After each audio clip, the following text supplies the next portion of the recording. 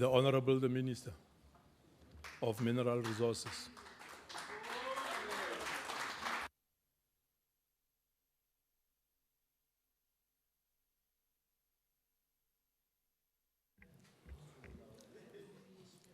Honorable Chairperson of the House, Deputy Minister of Mineral Resources, Comrade Godfrey Oliphant, Chairperson and members of the Portfolio Committee on Mineral Resources, the whip of the ANC Study Group on Mineral Resources, Nkosi Umandela, honorable members, President of the Chamber of Mines,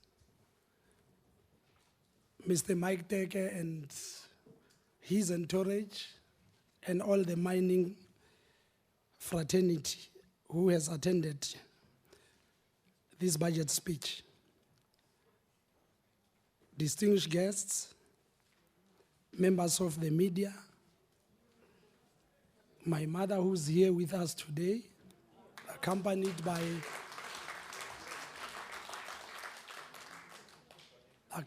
by my wife,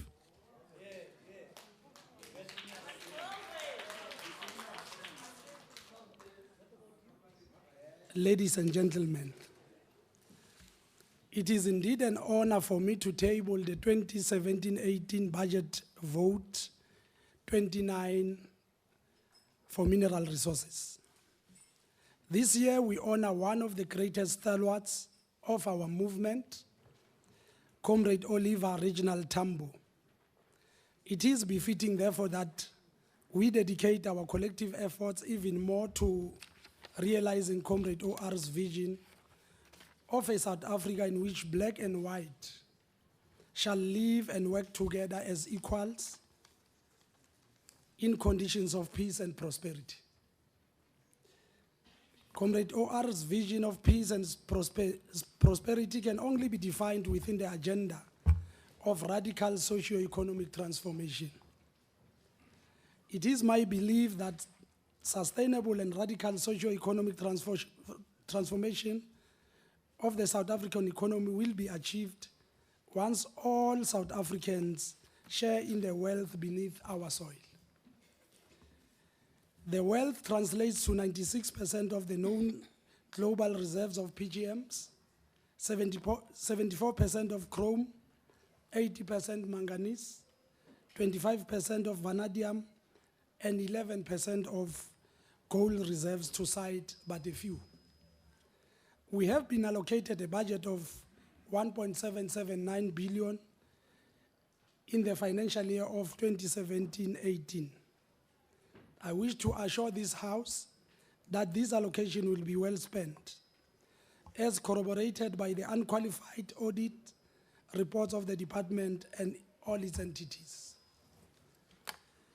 A sizable amount of the total budget, being 914 million, is transferred to entities reporting to the department. They are undertaking critical work in areas including research and development, skills development, beneficiation, and rehabilitation.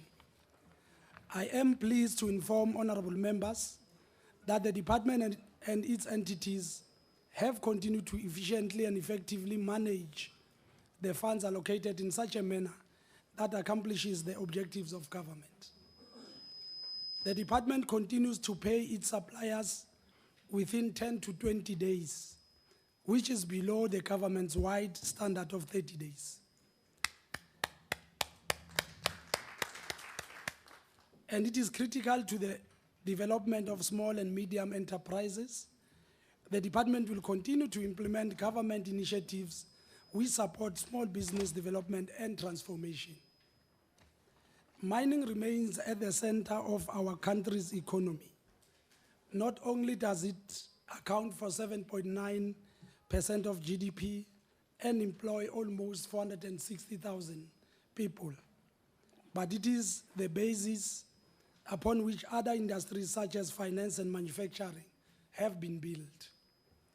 We are of the firm view that mining will continue to play a key role in our economy over the next 100 years and beyond.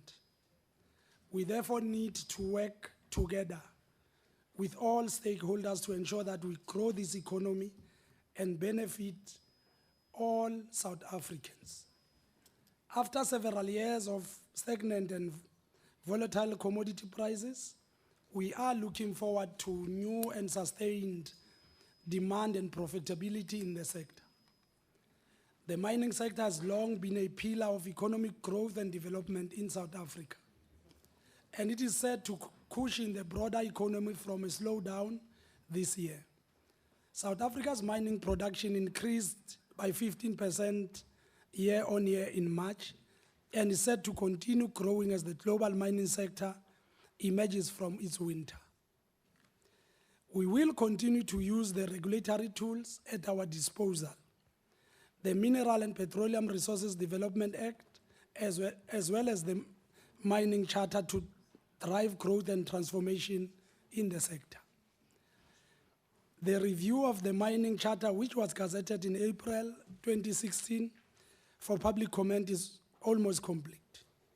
Although we had initially intended to have the process finalized earlier this year, further consultation have been undertaken, and we are confident that the charter will be gazetted. The charter that will be gazetted will be reflective of a careful consideration given, substantive inputs received, and meaningful engagement with stakeholders. We have aligned our budget, priorities, and plans to the priorities of the nation, as expressed through the State of the Nation address by His Excellency the President of the Republic, Jacob Zuma, as well as our long-term socio-economic vision, the National Development Plan. We are making decisive interventions to ensure increased black ownership and participation in the sector. In order to substantially boost the community development impact from mining through better implementation of social and labor plans, more emphasis is being placed on alignment of SLPs with integrated development plans of local municipalities. Furthermore, the department has already had engagements on aligning and consultation of SLP projects which must be implemented. Our aim is to work together with the communities, municipalities, and companies to ensure that SLPs bring greater benefits to the communities. In the Northwest, for instance, we became aware that contribution of small diamond and state producers towards their SLPs had a suboptimal impact towards communities where these companies operate. To this end, we have engaged these companies and municipalities to identify meaningful projects which can be implemented. And these companies have made financial commitments in the Makwasi Hills, Mamusa, and Lekwataimane municipalities. In line with the Premier of the Northwest Province, villages, townships, and small dorpies, simply known as VTSD, Economies and Entrepreneur Outreach Program. We also encourage closer collaboration between mining companies operating in the same area in the development and implementation of SLPs to ensure higher impact projects. Mining is not just the prerogative of the few. This year, we are taking more of our services to the people. We will be going to all 9 of our provinces and engaging with South Africans, particularly women and youth, on their involvement in the mining sector, not only as owners and managers in mining operations, but also as suppliers, service providers, and beneficiaries. We have some of these new entrants, young and black, with us here today, and we commend you. You are job creators and growth drivers, and we will continue to support you as your government. In the Northwest Province, where we are part of efforts to bring more upcoming entrepreneurs into the mainstream economy. We are facilitating the unlocking of opportunities between companies that are not utilizing their dams and SMMEs. These SMMEs will enter into commercial agreements with the mining companies and rework the dams to realize economic benefits. We continue to experience stability in the sector. With the peaceful conclusion of the October 2016 platinum wage agreements with the 3 major producers as an example. This represents a significant step in the continuation and strengthening of relationships built between the labor unions and mining companies since the signing of the Presidential Framework Agreement for a Sustainable Mining Industry in 2013. We encourage stakeholders to continue in this manner as they hold wage negotiations in this year ahead, and also work with communities as stability is critical for the long-term sustainability of the mining sector. Attracting investment and growing the sector remains one of our key focus areas. Since the announcement made at the mining in Durban in February this year of an integrated multidisciplinary geological mapping program worth 20 billion over 10 years, the Council for Geoscience has developed a plan of action to grow South Africa's share of global exploration investment. As part of assessing the potential of the shale gas resource, the Council for Geoscience and Petroleum Agents of South Africa are conducting a scientific program that will include the plan for its sustainable development. This will attract new investment in shale gas and the broader upstream petroleum sector. 3 vertical shallow boreholes up to 1 kilometer will be drilled in Beaufort West to assess the groundwater levels and movement. The Petroleum Agency is also focusing on shale gas resource evaluation and new research initiatives, which includes investigating near-surface hydrocarbon occurrence as a responsible government. We continue to engage with communities and stakeholders and will take everybody along as the process unfolds. Health and safety continues to be an important part of a long-term sustainability of the sector. It is therefore in the interest of employers, organized labor, and government alike to ensure this matter continues to receive the attention it deserves. We wish to congratulate those mining houses that have gone for more than 1 year without a fatality. And I must impress that since our intervention, this number has grown significantly, and we want to thank you to the sector. We wish to encourage them to continue to mine responsibly and encourage others to achieve the same milestone. This year marks 20 years since the establishment of the Mine Health and Safety Council, the tripartite structure which has worked tirelessly to reduce the number of fatalities, injuries, and occupational diseases. We will continue to work with the CEOs of mining companies and organized labor to improve performance of the sector in this regard. The Council for Geoscience is collaborating with the Mine Health and Safety Council in a project which seeks to bridge the gap in the monitoring of mine seismicity within South Africa between the underground mining networks and South African National Seismograph Network. This project enables us not only to monitor seismic activities that involve rockfalls in mines, but improve our predictive capacity in order to save the lives of mine workers. The growth of the deep mining in the platinum sector also calls for the extension of the program from the gold sector to the platinum belt. We are working to deal decisively with the issue of illegal mining and are prioritizing the rehabilitation of derelict and ownerless mines And in this regard, the Deputy Minister will elaborate on these issues. In line with South African foreign policy, the African continent remains a key area of focus. We collaborate with other states within the framework of the African Mining Vision and the SADC Protocol on mining, among others.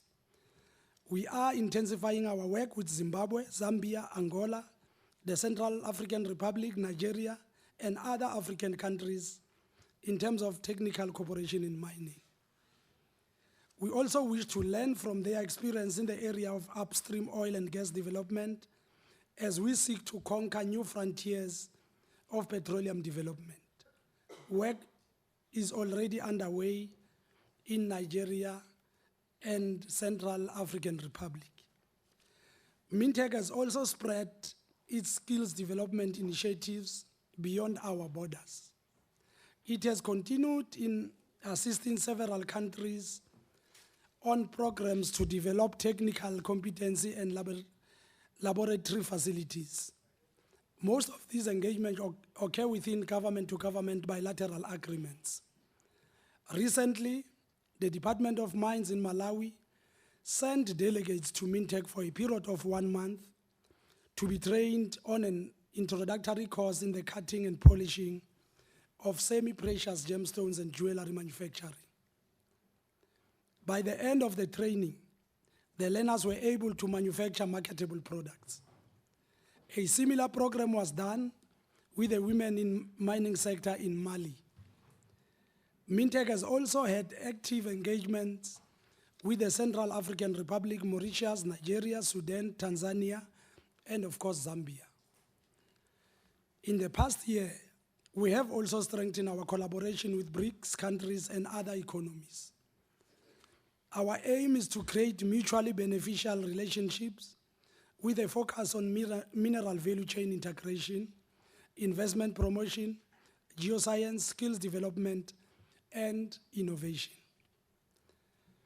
The Kimberley Process Certification Scheme, which was established in 2003 to stem the flow of conflict diamonds, now has members accounting for approximately 99.8% of the global production of rough diamonds. South Africa continues to be an active member committed to ensuring that diamonds as a resource are used to empower and benefit the people rather than fund exploitation and wars. We are proud to announce to the House that South Africa has been appointed as a chair of the KPCS, the most strategic working group, that of monitoring. Over the next 3 years, this will be the first time in the history of Kimberley Process, born and conceived in Africa, that an African country will be holding such a strategic position.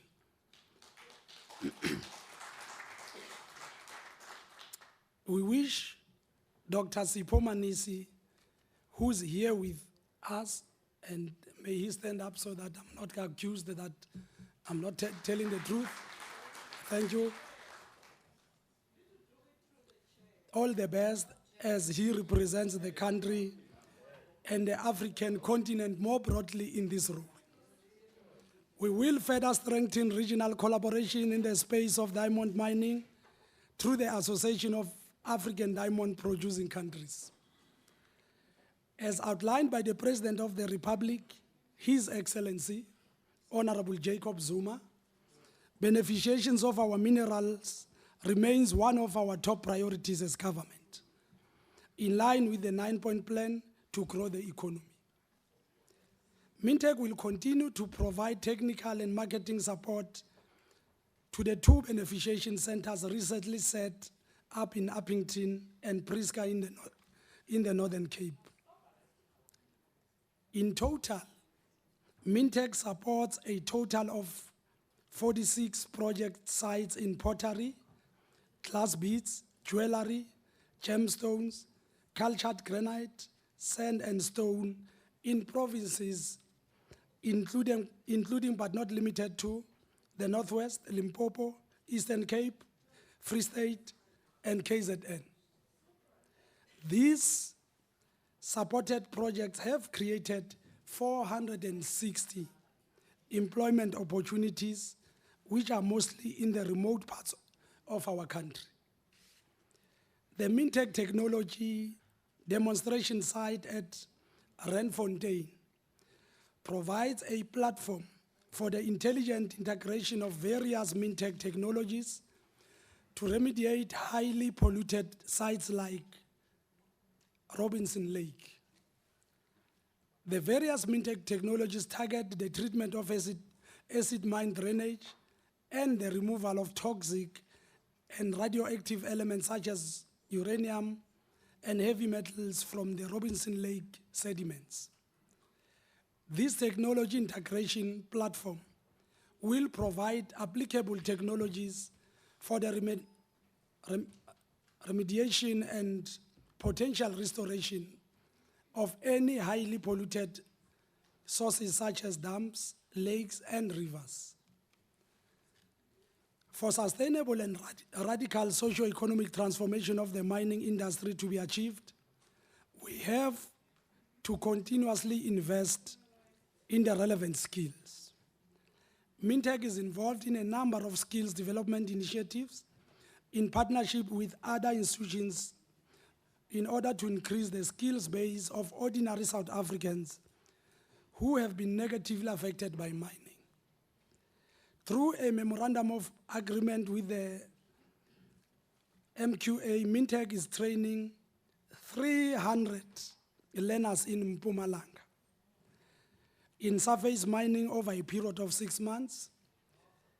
The training consists of both theoretical and practical components and includes learners from Chief Albert Lutuli, Tabachweu, Umjindi, Emakhazeni, Tembisilehani, and Mkondo municipalities.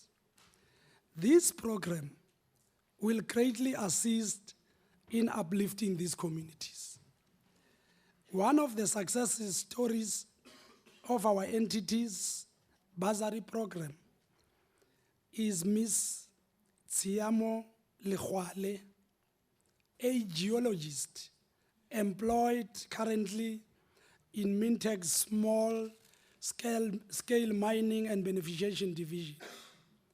She is my guest here today as she won the right to represent South Africa in Fame Lab, which is an international competition for young scientists.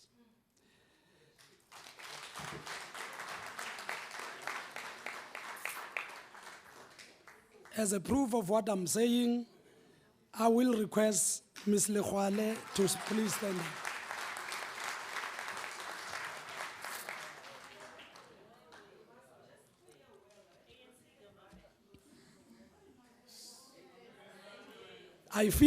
I further wish to acknowledge,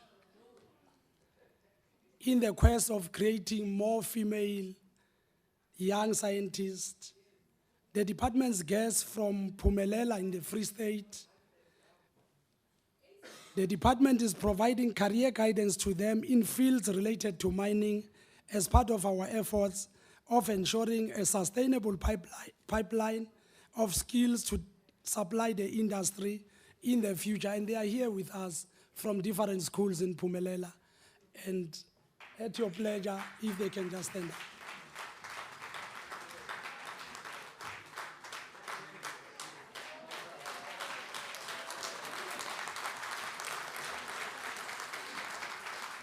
Thank you.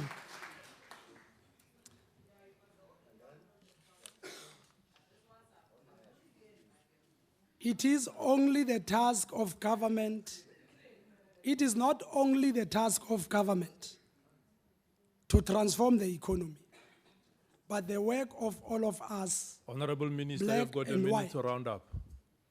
I'm rounding up, Chair. Let us therefore join hands and move the mining industry forward.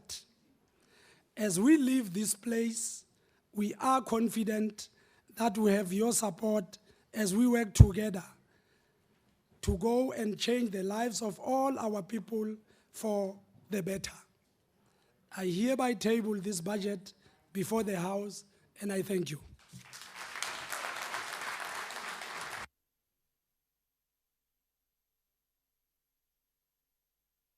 Thank you, Minister, for introducing the budget. The Honorable Lozipo, the podium is yours.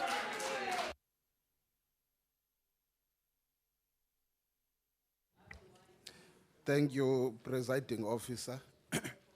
The Honorable Minister of Mineral Resources, Mangat, the Deputy Minister of Mineral Resources, Obabo Oliphant, Ministers and Deputy Ministers present, the brand new Director General of the Department of Mineral Resources, Obabo Thabo Mkwena,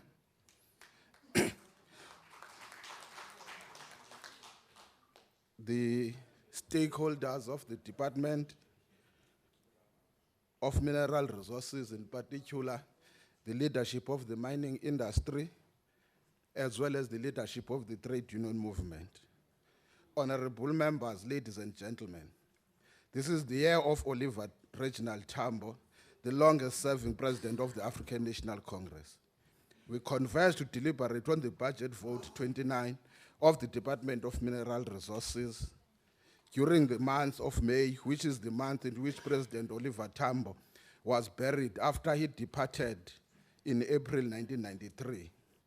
It is through the sacrifices of people like Oliver Tambo that today we reap the fruits of freedom. Today, Comrade Oliver Tambo led us to freedom, but never reached the promised land. Hence, we regard him as our political Moses. Honorable Chair and honorable members, we have a duty and a responsibility to ensure that the struggles of our martyrs are never in vain.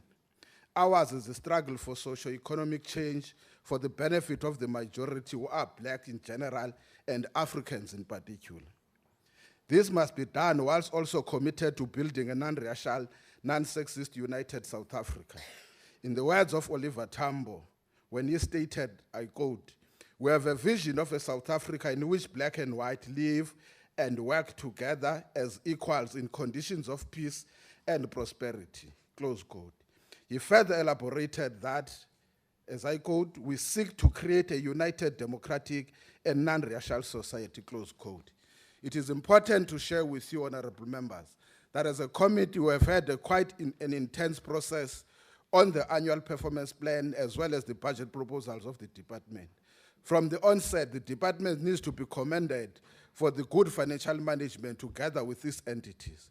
Even the Auditor General confirmed their performance to an extent that they didn't see even a reason to come and brief the committee, because even on areas where there were concerns raised, they were rectified.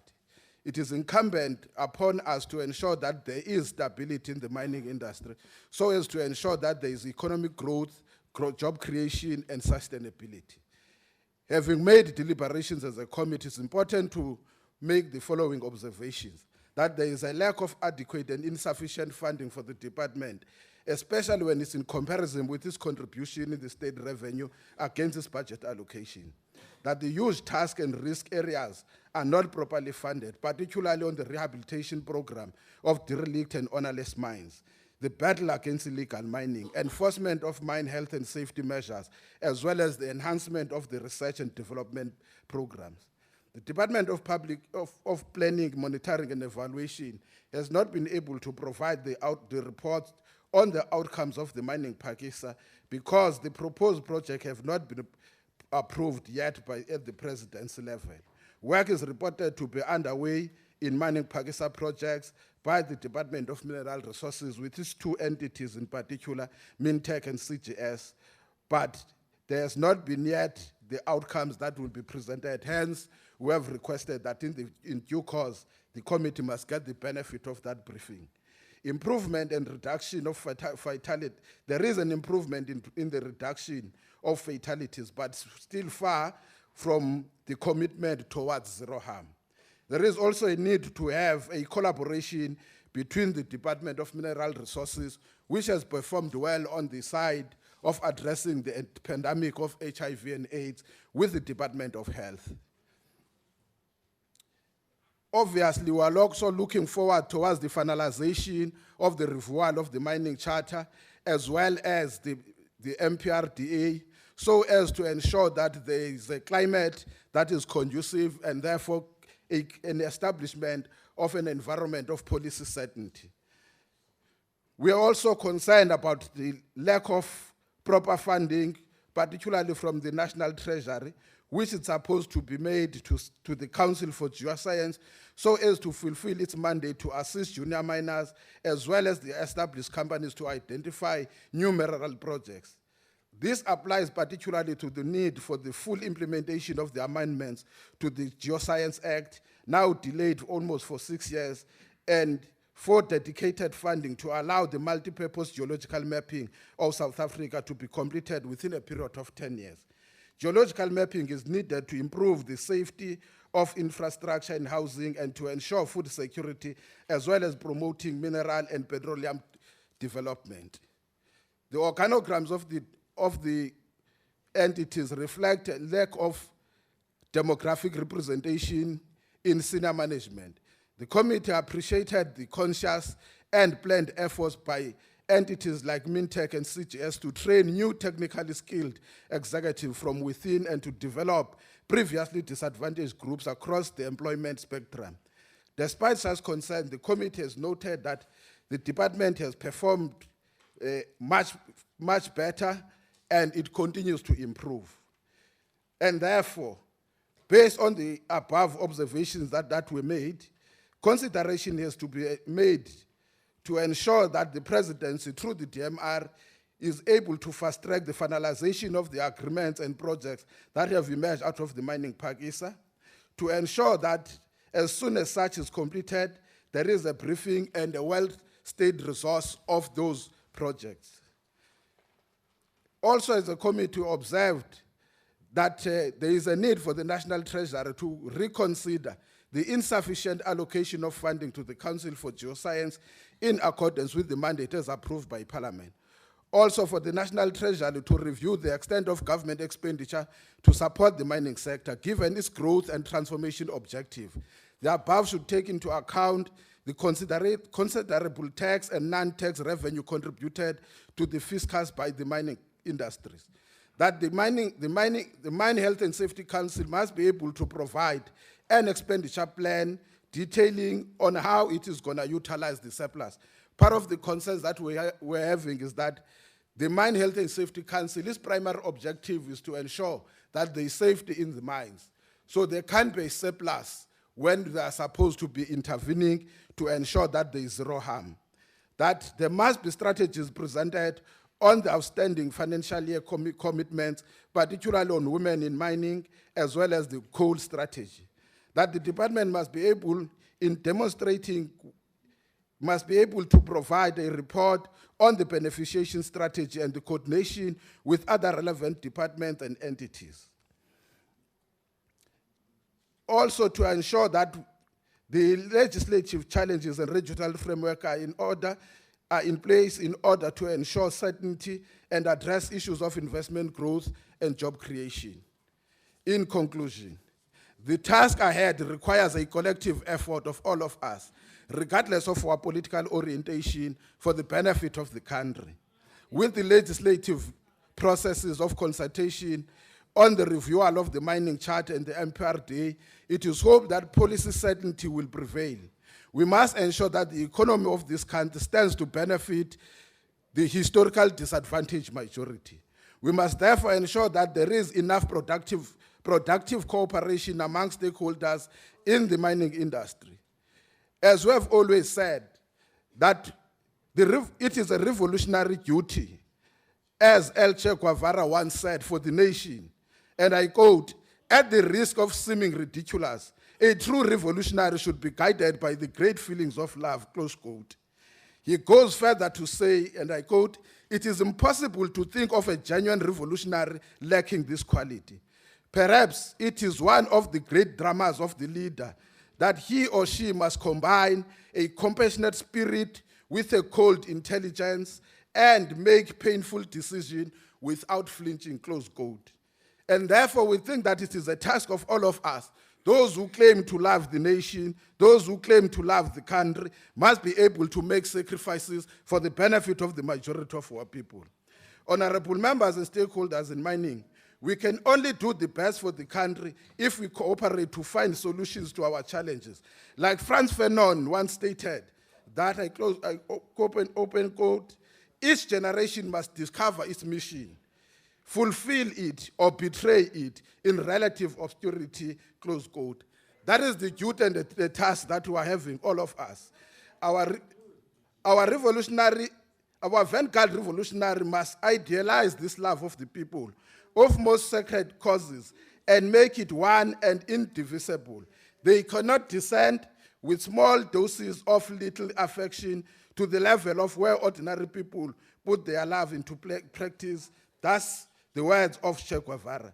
Let me extend a word of appreciation to the high level of cooperation from committee colleagues. Debates and discussions are always very robust and intense at times, but very decent and good. To the department under the stewardship of the minister and the deputy minister, continue with the good work together with the entities. We hope you will not falter. Welcome to the new Director General, Mr. Thabo Mokoena. We look forward to work with you for the benefit of the nation. Lastly, in the words of the late President Nelson Mandela, at the occasion of the funeral of Oliver Tambo, he stated the following, open quote, Oliver lived because he could breathe. Oliver lived not because he could breathe. He lived not because blood flowed through his veins. Oliver lived because he had surrendered his very being to the people. He lived because his very being embodied love, an idea, a hope, an inspiration, a vision, close quote. Therefore, all of us who have a task in hand. As the ANC, we support budget vote 29. Thank you very much. Thank you very much, Chairperson. The Honorable Lorima. Mr. Chair, it seems the Minister is one of those who believe mining is seeing the proverbial green shoots of recovery. Improvements in international commodity prices mean that some mines have started making money, and there's a small degree of optimism in the industry. Unfortunately, though, that conceals a gloomier picture. Commodity prices remain shaky, the difficulties of running a mine are escalating, and capital is extremely hard to come by. Communities are increasingly angry that they're being disregarded. And rushing down on the industry are the twin salvos of the MPRDA and the Mining Charter, both of which will prove disastrous. We all know that despite our sumptuous mineral endowment, mining investors rate us very low on the list of places to put their money. What does that mean? It means our capital investment in mining is half of what it was in 2007 and 31% down on 2013. Right now, people involved in mine financing tell me capital investment has dried up almost completely. One financier said to me, there is an investment strike. Interesting that in his speech, the minister didn't really talk about investment, maybe because it's not something he very often sees. Because of that, as of the fourth quarter last year, our industry had lost 65,000 jobs year on year. Remember that for every actual mining job, there's estimated to be another one lost in surveying, logistics, engineering, or a related field. Now, is that stability? Not for you if you're one of those who's lost their job. The problem is the same as it always has been under the ANC: poor legislation, poorly administered. This department's a hopeless loser. It can't deliver legislation, it can't administer properly, and it keeps taking ridiculous decisions that result in it losing in court. Take Section 54 stoppages. The industry complains, I complain in this House, that they're being too broadly applied, and there are adverse consequences for production and employment. We know what we're doing, says the administration. Then AngloGold takes the department to court. The department loses spectacularly. Section 54 has been too tightly imposed. Looks like I was right all along and the ANC was wrong. Another one I brought up in two previous budget speeches was the Aquila case, the double granting of rights between a company which sank hundreds of millions into exploration, only to find this government has granted rights over the same land to a shady government mining company which doesn't actually mine. I was assured in 2 budget votes in this House that the DMR has this in hand. Deputy Minister, perhaps you remember. Wrong. The DMR lost that case too. So I'll take anything I hear from the ANC this debate with a large shovelful of salt. Everybody else should too. The fact is, this administration suffers from a credibility crisis. It lost in the North Gauteng High Court over the Diamond Act, and the Constitutional Court is now considering that appeal. No matter which way it goes, we can be sure that this government's attempts to fix the diamond markets to the advantage of a few BEE cronies will enrich a few, but lead to the small mining and cutting and polishing sectors not recovering from the pit of destruction where the ANC's stewardship has thrown them. This department even loses in court against its own staff. Officials in its own Gauteng provincial office won against the department in court when there was a senseless plan to reorganize it. People think that plan was for the benefit of some favored cronies. And this has been the pattern of the ANC stewardship of the mining industry since the beginning. It is focused on transferring mine and rights ownership on a racial basis. Now that's valid given our unlamented past, but only up to a point. The ANC ignores that that policy comes at a cost. The cost is lower profitability and predictability for the investors, so less investment and fewer jobs. The ANC has sacrificed the interests of the many who work or who could work in mining for the interests of the few, a handful of BEE entrepreneurs and other cronies of the ANC leadership. So this administration fails in court. It also fails even to get to court. Enforcement of illegal mining is a joke. Miners in Welkom estimate 10,000 zamazamas are underground on any one day. Illegal chrome miners in Limpopo take an estimated R1 million a day from sites that are easily visible and accessible. Police raid, but talk about problems with enforcement capacity, and the mining simply goes on. The same sort of thing happens in the enforcement actions against illegal sand mining. Now, to its credit, after some nagging, the department is starting to act in this area, but the actions are mostly, frankly, pathetic. For example, at Agate Terrace, near Port St. John's, the authorities act against sand miners, and it stops for a day. When the authorities are gone, it starts up again. Where are the miners in court and the confiscated equipment? There's a lack of will to enforce on the part of the department. The department is not serious and so not credible. When the Hawks proudly told us that they'd taken action in illegal mining cases worth 200 million rand, it had to be pointed out to them that this was less than 4% of what this government tells us is mined illegally every year. That's hardly a disincentive against a trade that costs the country 6 billion rand a year in lost opportunities. Instead of concentrating on how to stop illegal mining, the department spends its day drawing up more and more legislation and regulation that will make it more complicated and less profitable to mine. Ideological foolishness has combined with procedural incapacity to give us an MPRDA which is still winding its way through the NCOP process 3 years after being first passed by this House. The department has tried to insert some changes to make up for flaws in its bill in a way that will probably make the whole thing unconstitutional when it is finally passed.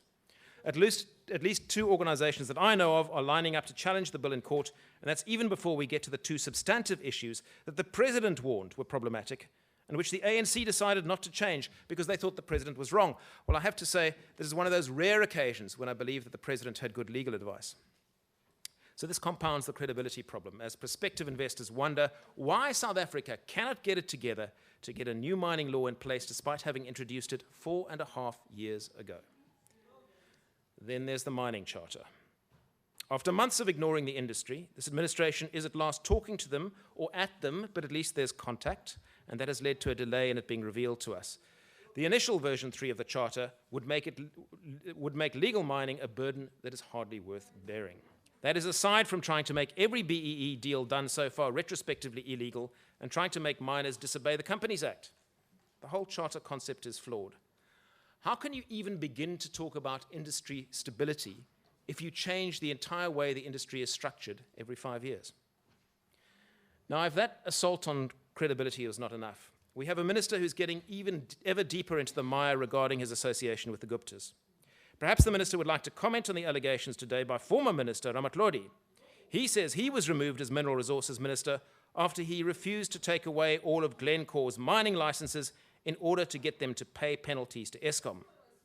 Now, Minister Zwane replaced him. The question is then, did he threaten to remove Glencore's licenses in a saga which led to them selling their mines to the Guptas? Honourable Minister, you have a chance to answer here and clear this up. I hope you use this opportunity. Now, this makes my point eloquently. If the department and its leadership are suspected of collusion with cronies, investors are unlikely to feel they are in safe hands, and they'll stay away. Now, it's for lack of time, not lack of ammunition, that I turn from the mess this government has made of mining to a possible solution. The DA's focus would be on one of the positives that we believe mining delivers to South Africa: empowerment, foreign exchange, local infrastructure development, and tax revenues are all hugely important, but we believe that they're overshadowed by the greatest good that mining delivers, which is employment. Mining jobs are no longer low-paying jobs and are one of the few places unskilled or semi-skilled people can get decent work. Mining hugely benefits those who are employed by it, and thus it makes sense to grow the sector by any means possible. Round up in 1 minute. That means doing the opposite of what this government does. We need to make it easier to mine rather than more difficult. We should have fewer, clearer regulations that don't keep changing. The simple fact is that if government makes it more expensive to mine, there'll be less mining. If there's less mining, there'll be fewer jobs. If it is easier to mine, it's cheaper to mine, and if it's cheaper to mine, there'll be more mining and more jobs. Get that right, and the rest is mere detail. It's time the ANC changed direction for the sake of South Africa's 9 million unemployed. Thank you very much. The Honorable Mukause.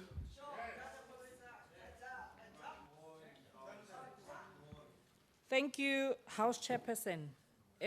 Minister Zwane, we had hoped to see you the last time before the committee when you were tabling the budget, when you successfully handed over the optimum coal to your handlers, the Guptas.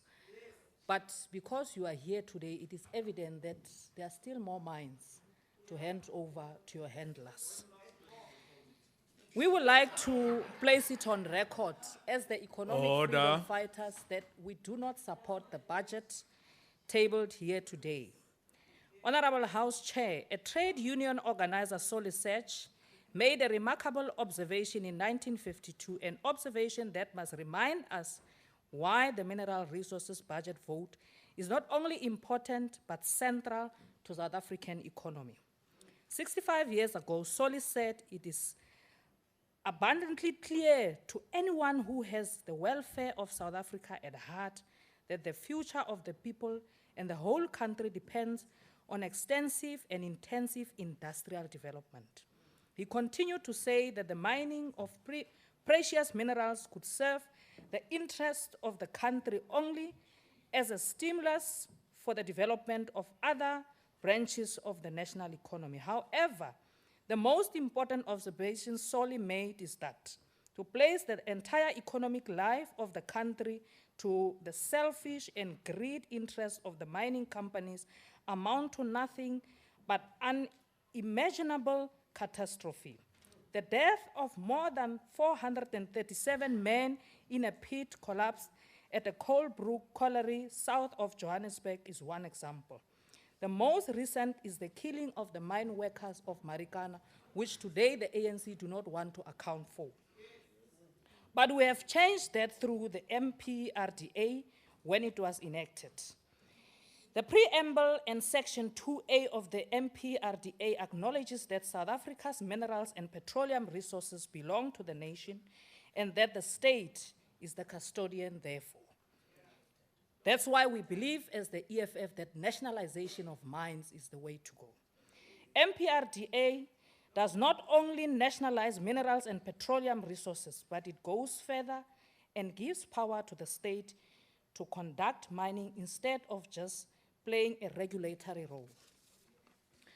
We will in future deal with the limited nationalization that benefits only few connected elites through the MPRDA.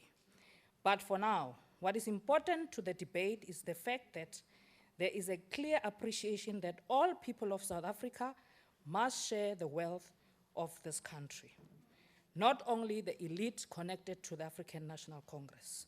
It is therefore vital to appreciate that this debate should not be about just mere administration of Mineral Resources Department, its entities, or captured appointed Minister of Mineral Resources by the Gupta family.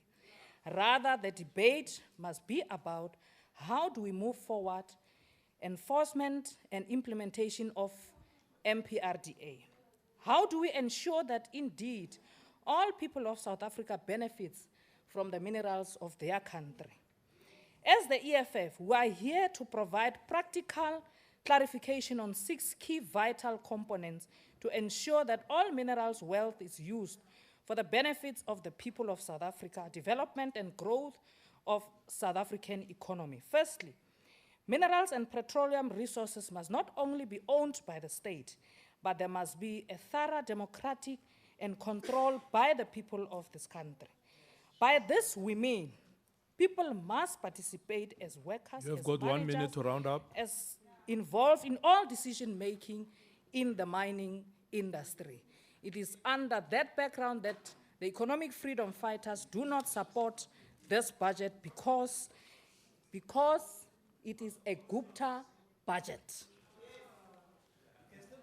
Thank you very much. The Honorable Esther Hazen. Order. Order, honorable members. Thank you, Chair, Deputy President, Minister. There can be no question that the poverty and underdevelopment in South Africa and even on the African continent stands in stark contrast to the abundance of its mineral resources. The view of the mining in this country has been thoroughly deficient, and it's sought to rather prioritize rent maximization whilst ignoring mining's innate ability to function as a powerful lever of structural economic transformation. This department should be going all out to assist the mining sector, like the platinum mining sector, for example, which is under great strain. Between 1999 and 2014, the cost of labor in our mines has increased by 310%, while productivity declined by 50%. And mostly because of legislation also, the Section 54 stoppages that was mentioned as well. So in reality, we are producing half of what we did before at 300 times the expense.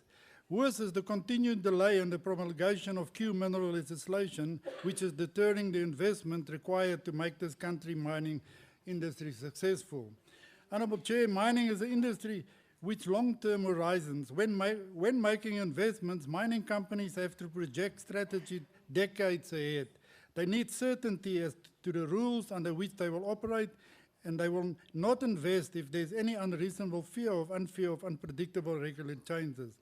Will investors look at South Africa currently, not with this country's domestic issues, or its inability to resolve the mining charter dispute, or its internal politics, and don't forget the copious amounts of anti-mining legislation? This department should be the first to recognize this and be working with departments like Trade and Industries and others to get the best of mining as to boost entire value chains. The introduction of as many as 644 new constraints measures around the world has caused a nearly 100 billion rand decline in cross-border capital flows. And this is while it's estimated that South Africa still has 400 million tons of gold in the ground that are amenable to profitable extraction, as well as 160 million tons of high-grade ore, which is also accessible. But without a shift in mining methodology and more efficient DMR, this would likely go unmined, and with a commensurate research suggested loss of 200,000 jobs by 2025. The sad irony is, while South Africa's mining potential diminishes under DMR mismanagement, this country's economic growth remains inadequate to drive the changes required for this country's socio-economic challenges. Chair, listed South African companies are currently having a torrid time explaining to their foreign investors the implications of South Africa's rapidly slumping political landscape. Honourable Member, you're left with 1 minute to round up.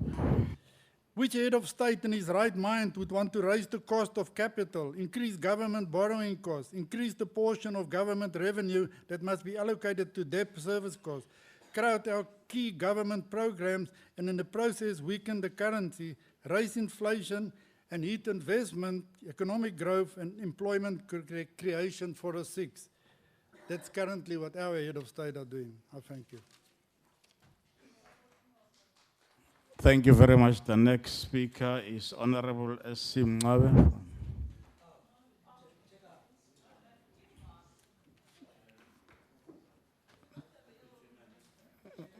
No, it's not. No, it is that there was a changes that was made. We're informed in the table that there will be an NFP speaker. Oh, it's not here yet, so, okay. The Deputy Minister then will take the floor. Deputy Minister. Chairperson, thank you very much, and thanks for giving me the minutes of the NFP as well.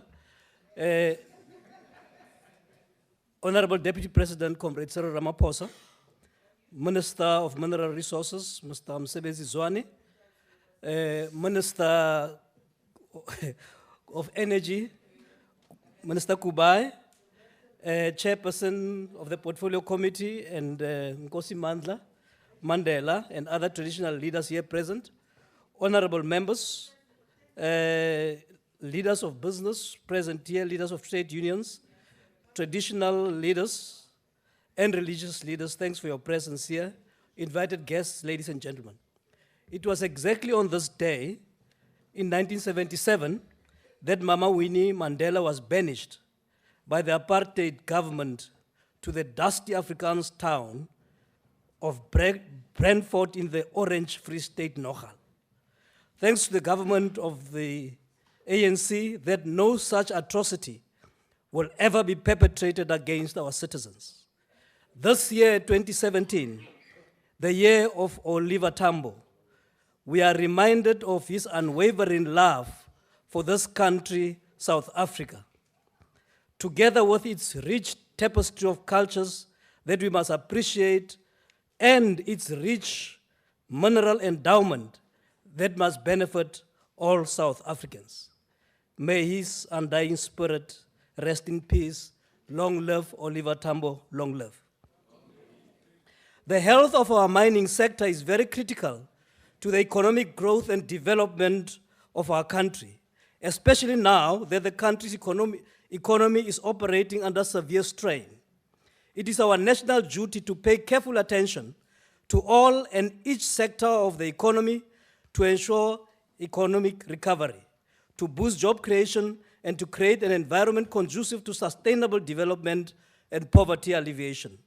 There is no doubt that our country has all and every potential to be prosperous and globally competitive. It is therefore up to us, the political leadership, to work together with fellow South Africans to inspire all our leaders in business, in labor movements, and in the civil society at large to mobilize for meaningful, sustainable, and effective development of our national resource for the benefit of our nation. It is important to note that the global economy at present is subjected to a mix of global social and geopolitical forces, rendering its growth and stability vulnerable. Such systematic instabilities affect our small, open economy negatively. As such, we need to double our efforts to mindfully navigate the prevailing stormy seas of the international political economic environment. In particular, we need to pay sustained attention to the structural fault lines of our national economy so as to minimize vulnerability, volatility, and underperformance.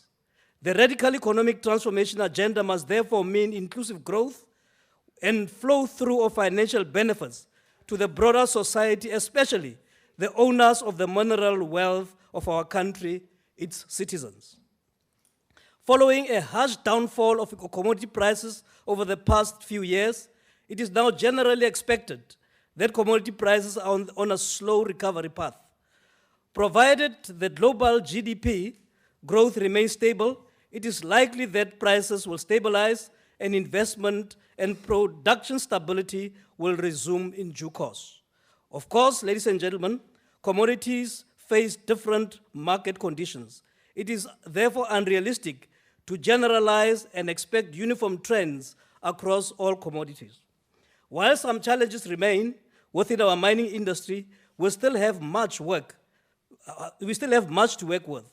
The catalog of current issues that require both political and technical leadership includes a range of items such as the need to boost exploration and prospecting investment, matters of health and safety of the workforce, rehabilitation of the environmental legacy, illegal mining, mineral beneficiation, and the revitalization of mining regions across our country. The overarching issue of our country, and indeed a far more strategic issue, is the need to revive the reputation of our mining industry and its global branding. I would like to deal with these issues in some detail in this House, of course, within my limited time. Back in 2004, President Zuma highlighted the urgency of dealing with the mining sector's challenges. It is clear that the prosperity of our nation and our social welfare are greatly affected by the developments in the sector. This is particularly so if we consider the vast opportunities and the great potential that the mining sector has to offer. Careful analysis of our modern economic history would show that this sector has had a pivotal role in the modernization of the South African economy. It is therefore a national imperative that we focus on the ways and means of unlocking the inherent potential of the sector at the same time that we deal with the outstanding structural issues facing the industry. On transformation, in spite of sustained emphasis on transformation over the past 2 decades, and notwithstanding the general agreement on the need for the broadening of ownership as well as deepening of operational involvement by the black majority in the sector, our achievements leave much to be desired. Sustainable transformation is a complex challenge that requires full and meaningful commitment from all stakeholders. Yet until and unless this issue is effectively resolved, the industry will continue to face an internal risk and volatility. The medium to long-term prosperity of this sector demands of all stakeholders to embark on a transformation path that is conducive to fairness, stability, and business success. I'm also pleased to report that the DMR, together with the IDC and PIC, have held several seminars to promote broad-based black economic empowerment in the sector. Accordingly, we should, by June 2017, roll out a festival of mining activities around the country, and I'm excited about the prospects. Let me come to another important issue. Today, over 15 months later, we are still dealing with the Lily Mine disaster aftermath. The families of Pritin Kambule, Yvonne Mnisi, and Solomon Nyerende would be justified to say that both as a country and the mining industry, we have failed them. Our commitment, however, is that we shall not give up the efforts to retrieve the container and recover the bodies of the 3 comrades. All we need is cooperation in all affected parties and the suspension of our differences in this matter. Let us unite. Let us unite around our proud South African flag until this matter is resolved. The inquiry on this matter is ongoing, even though it has taken unreasonably long. We will await the outcome and thereafter act accordingly. Honorable members, when it became clear that the Lily Mine management and the business rescue practitioner were unable to fulfill their promises and financial obligations, I went around with the president of the Chamber of Mines, thank you, Mr. Mike Teke, to raise funds towards the ex gratia payment for the families and 3 miners and the 75 rescued mine workers on that fateful day. I'm pleased to report that the 3 families have since been paid 200,000 each, and 58 out of 75 mine workers also received an initial 10,000 each, with a 40,000 balance still outstanding per worker, as was promised. Thus, the remaining 15 employees were contractors whose banking details are still being processed. I want to thank the Rand Mutual Assurance for the 100,000 contribution they made, the Chamber of Mines for the 600,000 contribution they have made, and the IDC for the 800,000 contribution they have made. On our way here, I was informed by the President of the Chamber of Mines that the International Geological Congress has also now made a commitment of 100,000. I must emphasize, ladies and gentlemen, that the amounts given to the families and mine workers were ex gratia payments only. That is in Deputy addition- Minister, left with 1 minute. in addition to round the up. benefits and entitlements due to them. More work still needs to be done in this Lily Mine matter, and we shall not rest until we find a mutually acceptable solution. On illegal mining, we have conducted workshops and seminars with stakeholders and with the inclusions of the Zama Zama themselves. The workshop resolutions are being processed and implemented where appropriate. I'm excited that there is work happening. Rehabilitation, I'll leave as the others, but honorable members, I want to thank you that given the developments in the recent past in the mining sector, it is clear that we need to place our sustained emphasis on creating an enabling environment along the lines articulated in the NDP. We have much to be optimistic about. Honorable Member, I'm afraid that the Deputy Minister, Thank you your very time much, has Chairperson, for your expired. indulgence.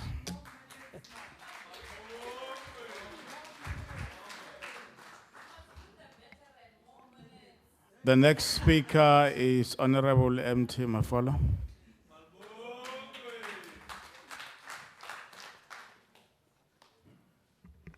Motlatsa Presidente, motlotlegi tona ya lefapha, motlatsa tona, maloko a tlotlegang, ba lefapha la di-minerale ba eteletse pele ke DG Advocate Thabo Mokoena, tla ke dumedise. Re le ANC re tshegetsa tekanyetsokabo ya lefapha la di-minerale, re tsepamisitse mogopolo mo phetogo e e tseneletseng ya ikonomi. Re tsaya karolo mo ngangisanong e re ikagile ka dithuto tsa ga Rre Oliver Tambo tse di lebileng phetogo e e tseneletseng ya ikonomi. Kgang e gautisitswe ke moporesidente wa rona Re Jacob Zuma a bua le setšhaba e be e tlhagelela ka Firikgong e tlhola malatsi a le robedi. Minerals and mining remain central to the South Africa as the mainstay to the economy. It remains a central pillar of our quest to create a better life for all South Africans. The Freedom Charter laid a basis for economic freedom in South Africa, which led to blueprints such as the Ready to Govern, which more than any other ANC document, began to lay foundation for the architect of the post-apartheid South Africa. The Freedom Charter, articulated more clearly by the Ready to Govern 50 conference, stated that, I quote, policies will be developed to integrate the mining industry with other sectors of the economy by encouraging mineral beneficiation and the creation of a world-class mining and mineral processing capital goods industry, close quotes. The ANC is subsequently and importantly, Polokwane and Mangaung respectively, adopted and reaffirmed almost all the positions since the Freedom Charter, placing focus on building development state that should maintain a strategic role in key sectors of the economy. The Freedom Charter decreed that mineral and petroleum resources are the common heritage of all the people of South Africa. The Mining Charter has one of its objectives, promoting beneficiations of South African mineral commodities. We call on the Minister in the review of the Mining Charter to continue placing focus on this element as a way of supporting value addition to our minerals. We also call on industry and Chamber of Mine in particular to encourage its members to support this through participating in the offsets as part of transformation. The Minister has previously stated that mines do not have to directly beneficiate, but make minerals available for those involved in value addition to mineral, given the vast amounts of resources that are found in South Africa. Re tshegetsa ntlha e tlhagisitsweng ke tona Meepo mo go tsepamiseng mogopolo mo dikgwetlheng tse tharo tse naga e itemogelang tsone. Re tshwanetse go tsepamisa mogopolo wa rona mo dikgwetlhong di le tharo, botlhoki, botlhokatiro le go sa lekalekaneng, mmogo le go ungela molemo go leng botlhokwa thata ntlheng e fela meopo e ka seka ya samagana le bothata jo e le nosi. We need to create a capable state and pull the over 3 million unemployed youth into the economy and the means slicing through vested interest. As part of the radical economic transformation program, which must be implemented unapologetically. The amendments to the MPRDA, changing tact on radical economic transformation through beneficiary are key. Kgetsi ya tsiye e kgona ka go tshwaraganela, ebile bontsi bo bolaya noga. There is an urgent need to grow the economy by growing new sectors through further industrialization of the local economy, twin with the industrialization drive, drive to introduce and create a significant number of black industrialists to help realize government agenda of racializing the composition of a very part of the economy. Ke rata go ra DA ke re, le bosila ga ka senwa mogo. Gompieno le itira ikare le na le dikgatlhego mo go boneng gore baagi ba rona ba kry-a mo di-benefiteng tsa rona. Ra ema re le ANC ra re, ga le gona o sepe se se la re thibela mo tseleng. The integration of the work of the State Diamond Trader and DPM are in implementing the Diamonds Beneficiation Program of the department must be accelerated. Link must be ramping in participation of black persons in value chain and access rough diamond. The department sector ya meepo ya Afrika Borwa e neelana ka tlhabololo ya ikonomi ya selegae. Le fa go le jalo, ke na le kakanyo e farologane gore tlhabologo e ke e tlhaelang. Ga go a siama gore naga ya rona e ikgatolose tiriso ya go tsweletsa tlhabologo ya ikonomi mo maitekong a go dira gore re nne le tlhabololo e e tseneletseng. Re tlhoka go nna seoposengwe re le puso, ditheo tsa poraefete, maphata a ditiro go netefatsa fa re tlosa matlhotlhapelo a a fetileng. Industry ya meepo e tshwanetse e latele dithuto tsa ga fa ana a re, the wisdom I have is to know that I don't know even that which I know. Ka bokhutshwane fa industry ka sekaseka ketsatsego ya bontsi jwa batho ba rona le ba tsibogela ka tsela e maleba ka go tshegetsa manaane go fetola bolwetse.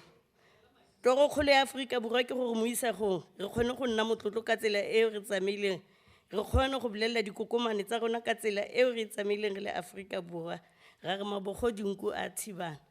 Modulastilong tetle ke tsene nako e go isa matshediso go batsadi ba ba latlhegetsweng ke bana ka polao e setlhogo.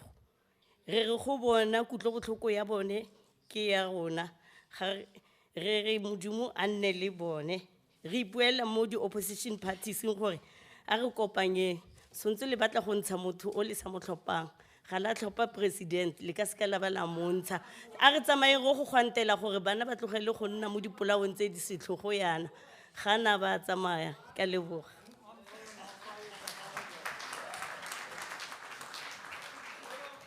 Thank you very much. The next speaker is Honorable Madisha. Thank you.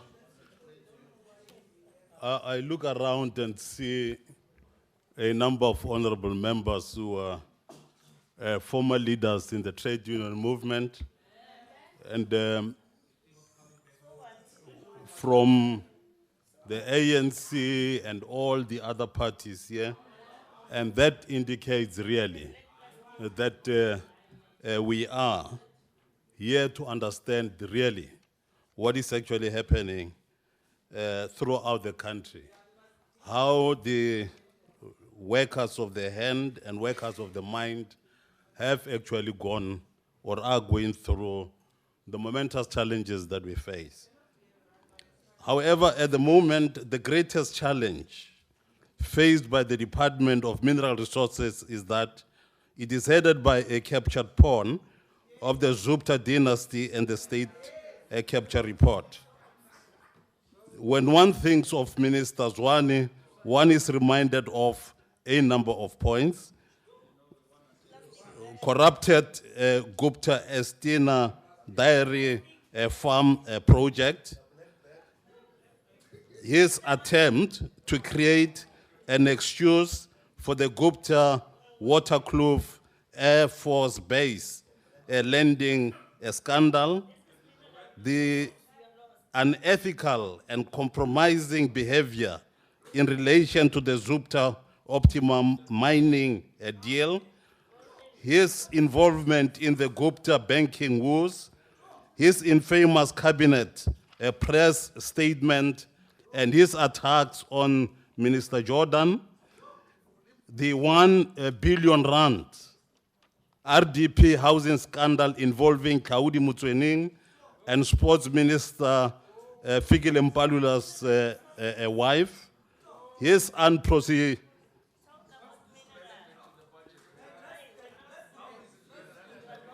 Yes.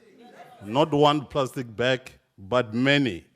Not 500,000, but 3.2 million, for your information. Now, his unprocedural appointment of his chief of staff, a political employee, as a DDG with the power of grant mining licenses. Minister Zwane clearly does not have the ethical integrity to legitimately hold the executive office. As Hafaji noted on May Day, I quote, "From a country of miners, we have become a country of security guards." Not long ago, our mining industry was the powerhouse of our economy. Today, the largest A minute left to employer round up, is the Honorable private Bishop. security industry. Now, I must indicate that during the time of Presidents Mandela and Mbeki, we had improved because in terms of what we owed, whether it was the World Bank or IMF, was lower in terms of billions. But today, it's trillions and trillions that we owe. And mining is not contributing in any way. And over and above that which the present president is not contributing, the mining sector headed by Minister Zwane is not doing anything all together. We are faced with momentous challenges here. And we call on the people of South Africa to reject this minister, to reject the party Your that time has expired, he Honorable is, Madisha. with, so that we can be able to go on.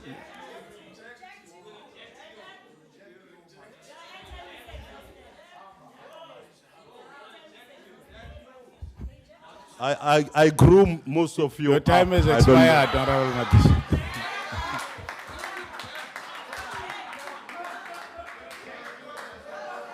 No, thank you very much. Order. The next speaker is Honorable Beginning.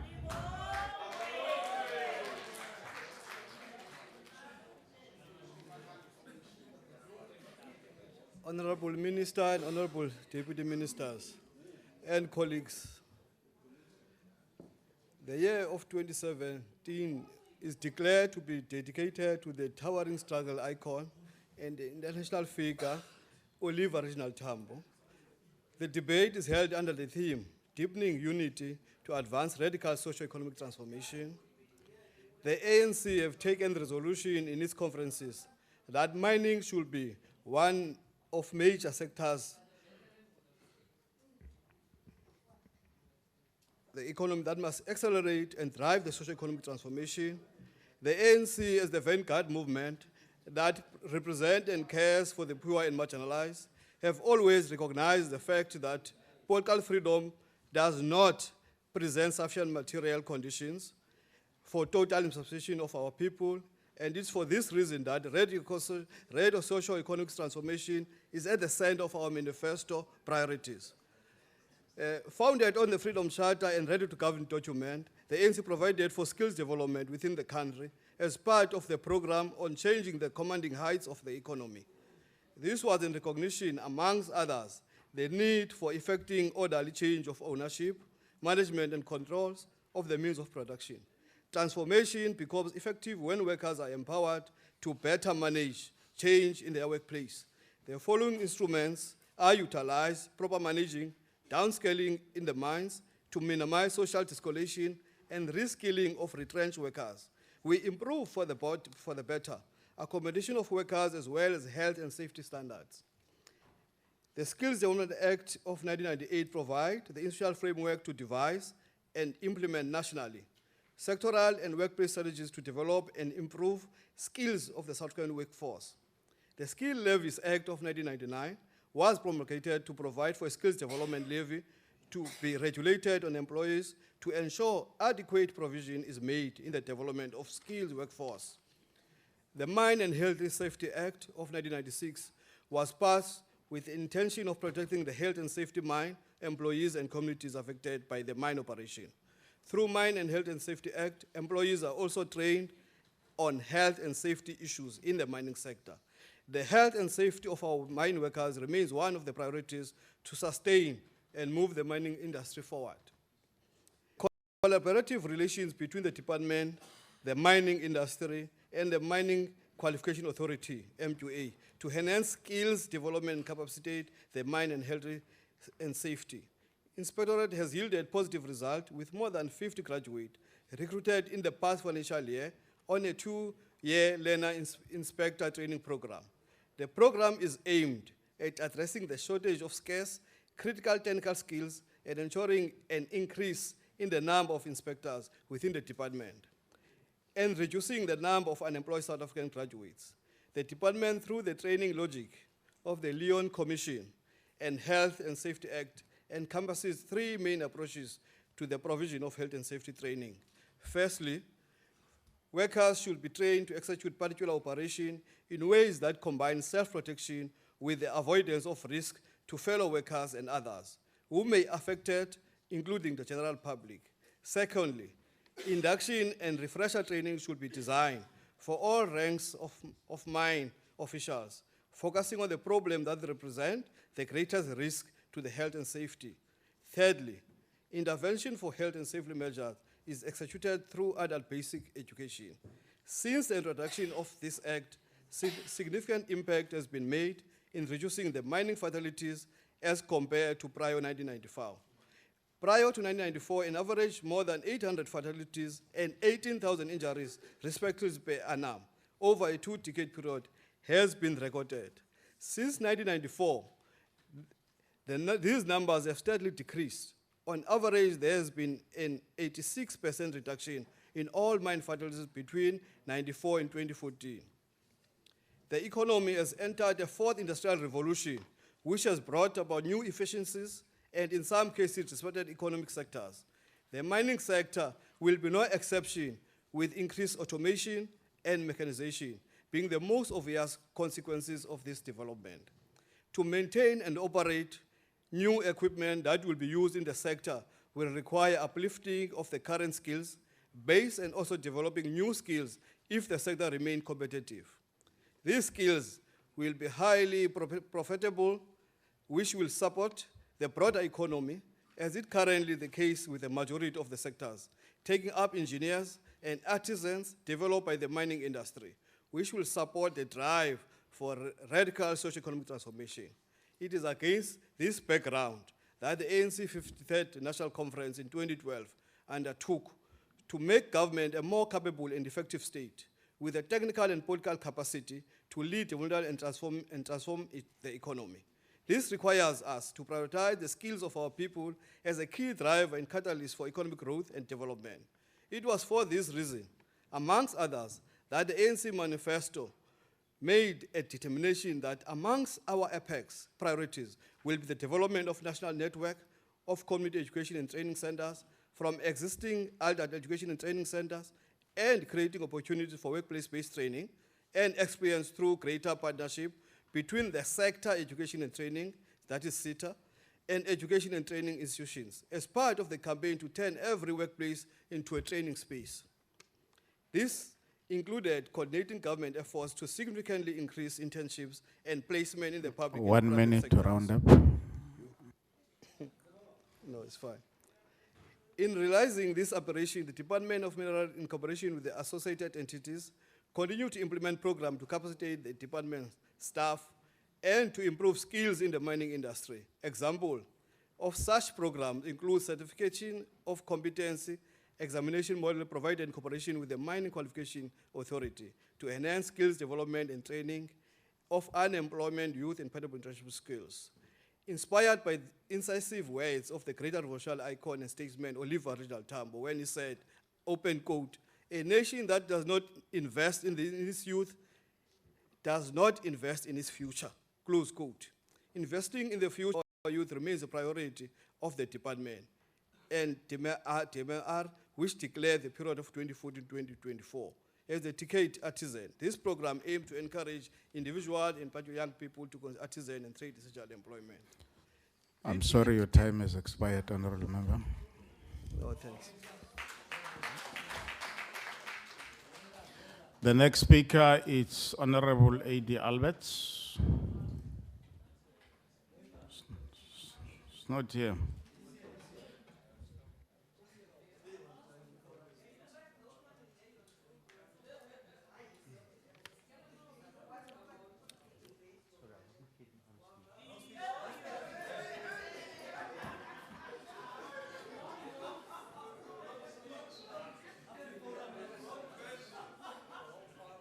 Now let's give an opportunity. You know, it debates in many, so.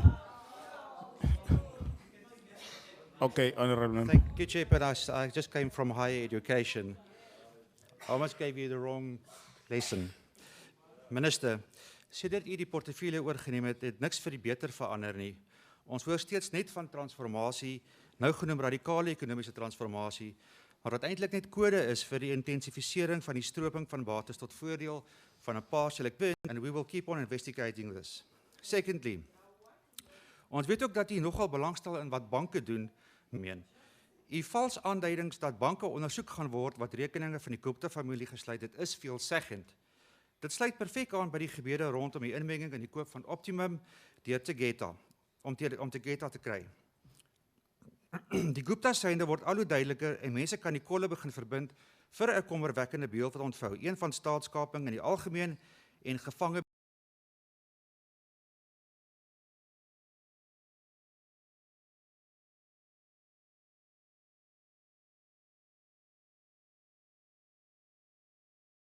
and that is still to take place. We know where to look. Just follow the trail of the nuclear power stations, of coal supplies to Eskom, of strange mining licenses in protected areas, and where money is to be made generally. Ons is beïndruk met die moeite wat die minister maak met die effektiewe dienslewering van prospekteerlisensies. Maar ons hoop dat die minister dit sal doen vir die hele land in die toekoms en nie net vir 'n paar individue nie. Dankie. Thank you very much. The next speaker is Honorable H.C. Smith. Honourable Chair, the department seems to remain rudderless in the exercise of its business as mineral regulator. We recently witnessed an umpteenth new minister, but also the appointment of a new Director General. The appointment was made after an acting DG was required to steer the department for an extensive period of approximately a year. This situation seems to be standard practice in the management of affairs by the ruling ANC government, where ministers, and now recently DGs, appear to be discarded more often than not after having served the ANC's narrow purpose. According to Stats SA, miners' contribution to GDP has shown negative growth of minus 0.4% measured year on year. Employment in the mining industry has also fallen by approximately 65,000 workers during 2016. Rising unemployment is crucial to our mining economy, insofar as unskilled and semi-skilled labor is concerned. Whilst the demands on the government increases with every unemployed person, it also increases the burden on mining companies and local government who have to ensure that services continue to be rendered. It is therefore imperative that government adopts the correct mining policies and that regulatory compliance is ensured. Security of tenure and a stable mineral regime are of the most important factors in ensuring that the mining sector expands, thereby contributing to reducing unemployment. Self-defeating slogans such as radical economic transformation, without any meaning being ascribed to it, need to be tempered with international best practices where mining companies are interested in investing their capital. An ANC government with strong socialist and communist tendencies has made these objectives impossible, being ultimately responsible for many adversities.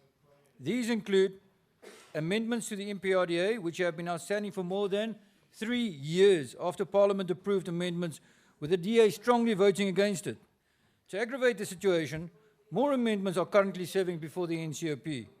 This will add to the legal uncertainty and confusion created by the President when he referred amendments to the MPRD back to Parliament for reconsideration more than 2 years ago. Disastrous changes to the mining charter are expected to be promulgated soon, missing the deadline for the amendments announced by the Minister earlier this year by currently more than 3 months. The results of the mining pakisa undertaken last year are still to be made public, with not a single stakeholder, including Parliament, one knowing what the final agreed results are. Order, honorable members. Honorable order, man. Thank you. We'll appreciate that, Madam Chair. Honorable members, order, man. We want to Rehabilitation. listen to the debate. Rehabilitation of ownerless and disbanded mining sites, which require approximately 50 billion rand, will, at the current rate of expenditure, take more than 100 years to complete. According to the well-known Fraser Institute, South Africa continues its disgraceful demise with regards to its favorability as a mining destination, as well as its ailing legal regime and attracting investment. These are but a few examples of the dreadful ANC leadership exposed in the mining industry, which, if anything, has succeeded in leading us to junk status. When the DA takes over national government in 2019, we will ensure that the mineral resources of our country will benefit all of our people, not just the connected elite. We thank you. Honorable members, no, man. The way you are conducting yourself,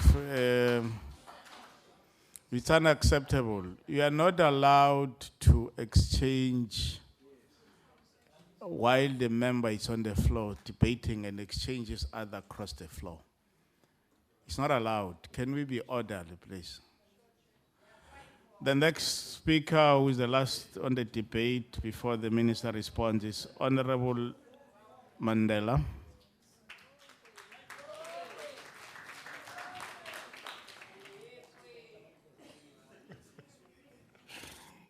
Honorable Chairperson, ministers, members of parliament, respected members of the media, distinguished ladies and gentlemen, allow me to dedicate this speech as a proud father to my newborn son, who will soon be named by Abatembu Nation at Mvezo Komkhulu. We meet at a junction where we are celebrating the year in which one of the key architects of the free and democratic South Africa, Oliver Reginald Tambo, would have turned 100 years old had he lived. In this regard, 2017 has been declared as the year of O.R. Tambo, under the theme, Unity in Action in Advancing Human Rights.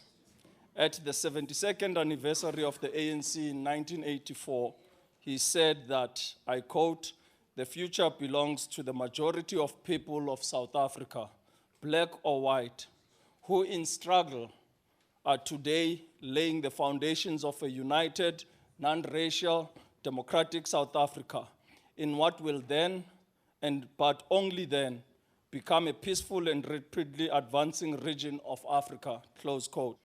Our proud history as the African National Congress is replete with examples of leaders of caliber who, regardless of their own social standing, education, and backgrounds, regarded it is innately part of any position of responsibility to humble themselves and serve. Honorable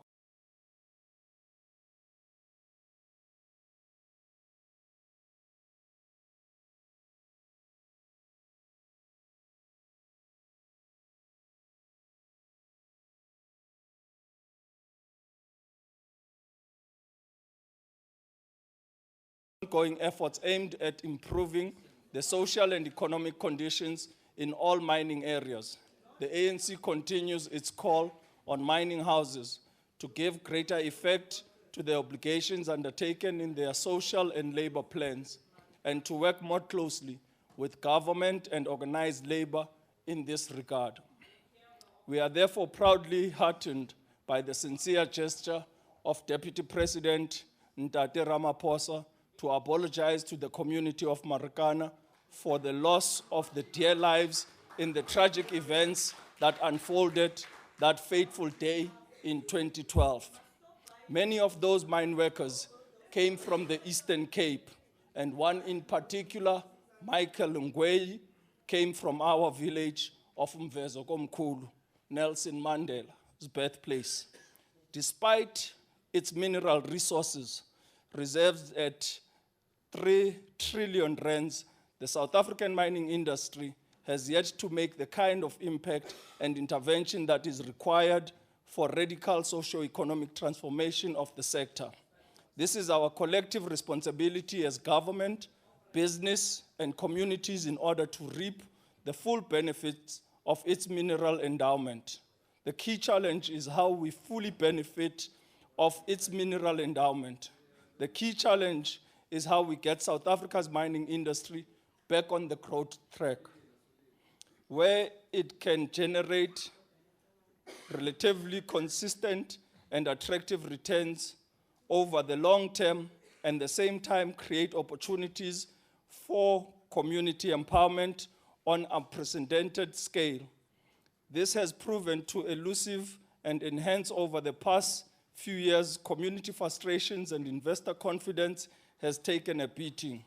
Even so, African mining companies have yet to fully tap the continent's reserves potential, and investors continue to shy away from the mining industry exacerbated by the global slump in commodity prices. The ANC has made numerous interventions which have improved the lives of millions of South Africans since the dawn of democracy in 1994. But millions of mainly black South Africans continue to live in poverty and destitute. To overcome this legacy, the ANC now leads society into a second phase of South Africa's democratic transition and mobilize society around a program of radical economic transformation. What is required is a radical change in the mindset of all sides, from business, government, employer, and a cornerstone for the ongoing livelihood of host communities. Ladies and gentlemen, South Africa's mining industry is now nearly 200 years old. It has brought immense wealth to the very few and many mine workers who toil for the extraction of the mineral wealth, leaving behind their home and family, who are no better off than the day the first gold was penned.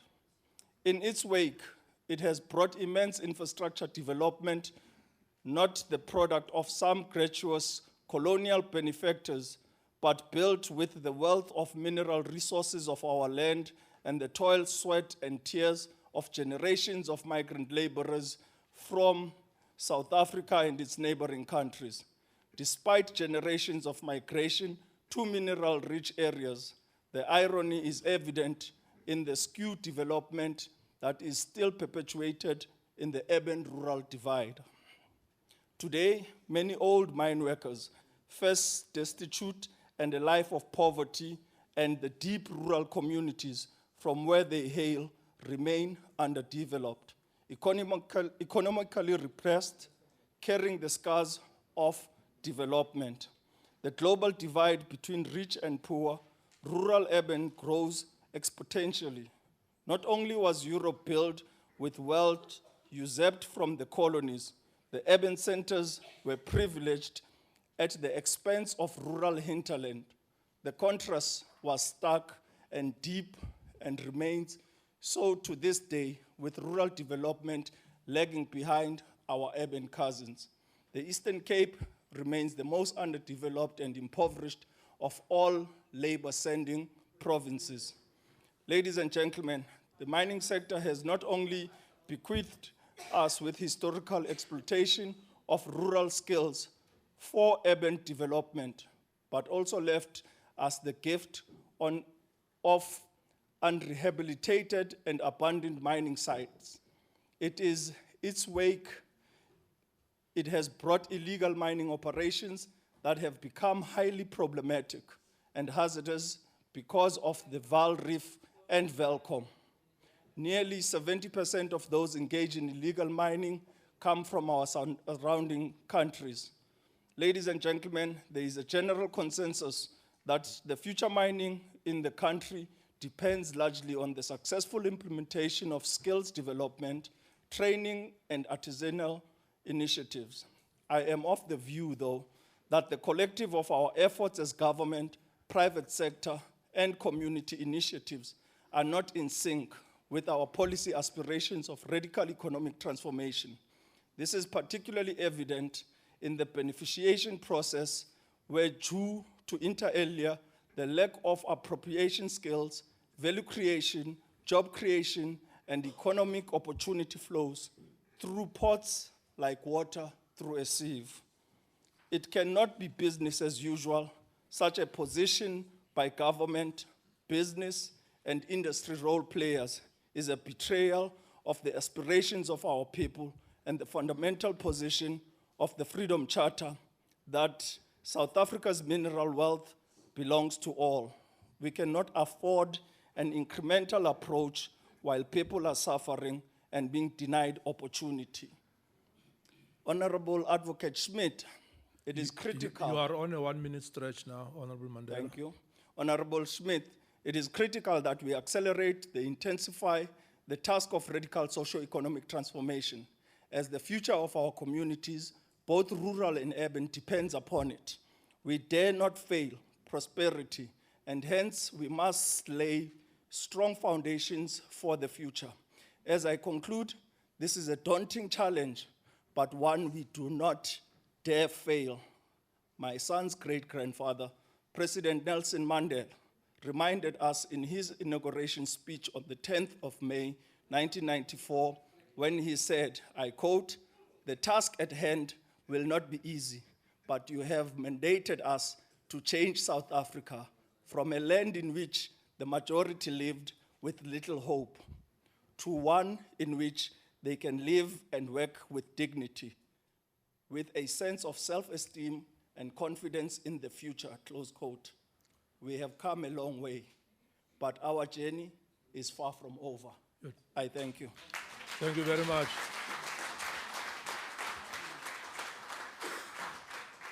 Thank you very much. The Honorable Minister of Mineral Resources, can you close the debate?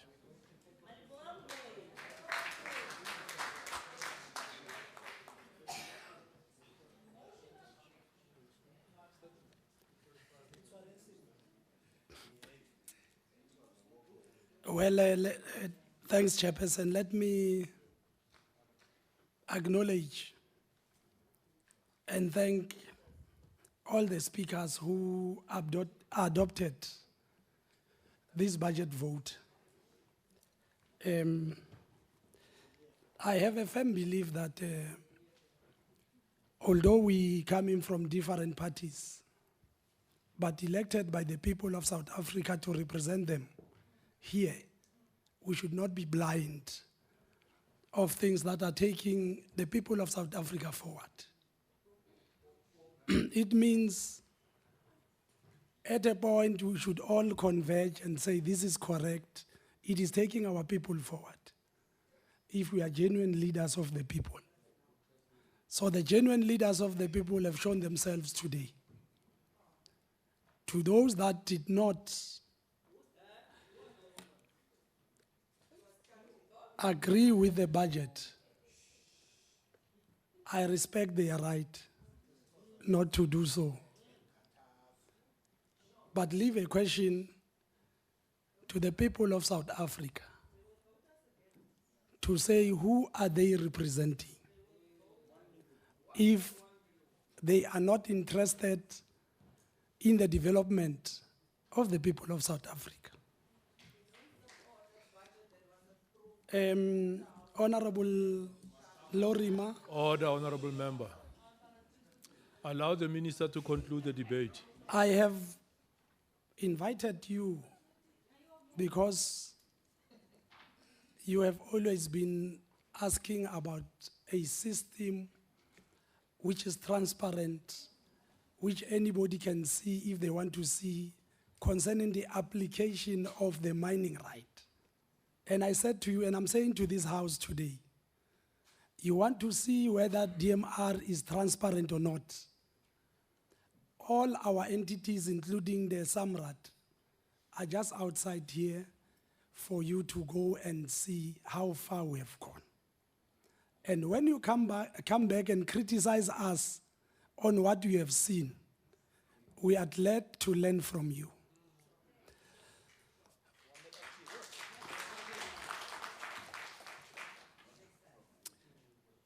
What the request I need to place forward is that we have tabled the budget vote today, and a number of you have engaged us on that particular budget vote, and we want to welcome the criticism.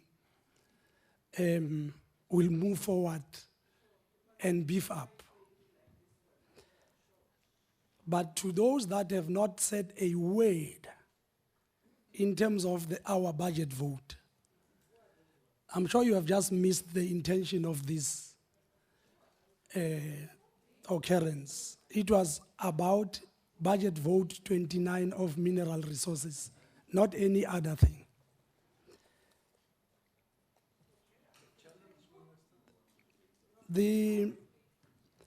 We must treat all the people of South Africa equally. I have a lot of friends and progressive white people in my life. I interact with them every day.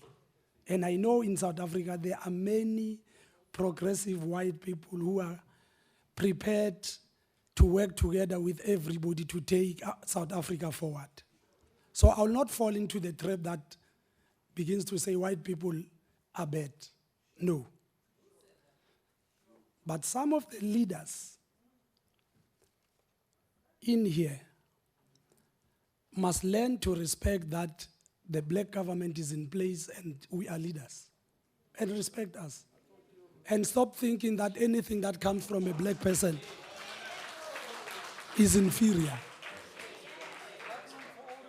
And stop thinking that they are only the better people in South Africa. Order. You have got a minute, Minister.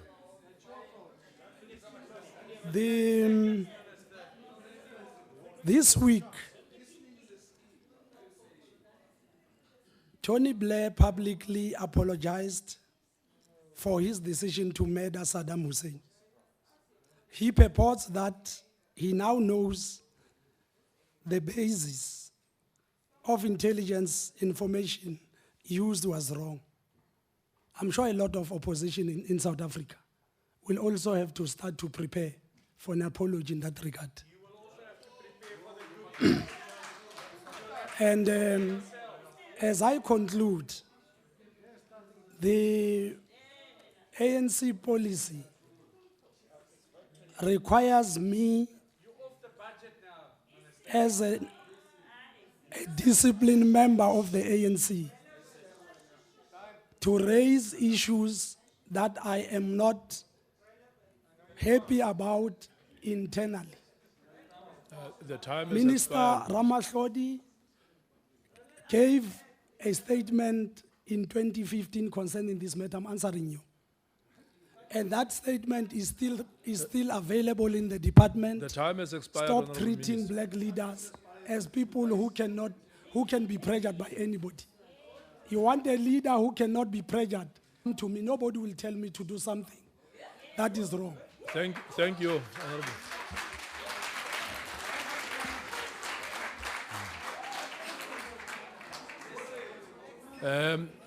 Thank you very much, honorable members.